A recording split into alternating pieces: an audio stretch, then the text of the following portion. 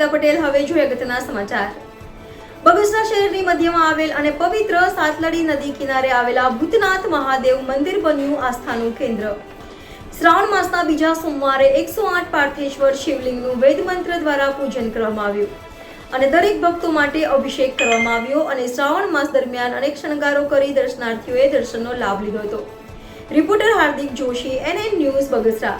દર્શક મિત્રો, તમારી આસપાસ બની રહેલી અવનવી ઘટનાઓ વિશે જાણવા માટે NN ન્યૂઝને લાઈક કરો, શેર કરો, સબસ્ક્રાઇબ કરો અને બેલ આઇકન પ્રેસ કરો, જેથી આપને નોટિફિકેશન્સ મળતી રહે.